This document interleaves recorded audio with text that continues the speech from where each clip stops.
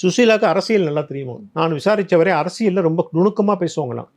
Alliance விஷயங்கள் எல்லாமே நம்ம அவங்க ஒரு சாதாரண நர்ஸாக இருந்தாலும் ஐயாவோட பழகி பழகி பழகி போய் நிறைய விஷயங்கள் தெரியுமா. தருமபுரியில் சௌமியா ஜெயிப்பாங்கன்னு சொன்னாங்க. ஜெயிச்சிருவாங்க, ஏன்னா அது வந்து அன்புமணியோட இடம், அது அன்புமணி ஏற்கனவே ஜெயிச்ச இடம், அது அதனால ஜெயிச்சிருவாங்க சொல்லி சுசீலா அடிக்கடி சொன்னாங்களாம். ரொம்ப சந்தேகம்னாங்களாம். அங்கே திமுக அவ்வளோ ஈஸியாக விட்டுறாது, நம்ம ஓட்டுவை விட அங்கே வந்து அவங்க ஜெயிச்சிருவாங்க, திமுக அலையன்ஸ் ஜெயிக்கும், ஒரு ஸ்மால் மார்ஜினில் ஜெயிக்கும் அப்படிங்கிறது அவங்க வந்து கரெக்டாக சொன்னாங்களாம். இப்படி சுசீலா வந்து வெறும் ஒரு நர்ஸு மட்டும் இல்லை, அவங்களுக்கு அரசியல் கணக்குகள், அரசியலில் எங்கே சேர்ந்தா எப்படி நடக்கும் அப்படிங்கிறது நல்லாவே தெரியுமா. இந்த விஷயமும் வந்து அன்புமணிக்கு எதிராக போகுது. நான் முதல்ல சொன்ன மாதிரி வந்து ரொம்ப காலமாக தகவல் வந்து கிசுகிசுக்கப்பட்டுக்கிட்டு இருந்தா கூட இப்போ தான் வந்து அதிகாரப்பூர்வமான, ஆனால் அதிகாரப்பூர்வமானு கூட சொல்ல முடியாது, ஒரு புகைப்படம் 2 பேரும் இருக்கிற மாதிரி வெளியாகி இருக்கு. வந்து மண்ட ஒரு மகாபலிபுரத்தில் இந்த ஹோட்டலில் நடந்திருக்கு அப்படின்னு தகவல்கள் வந்திருக்கு.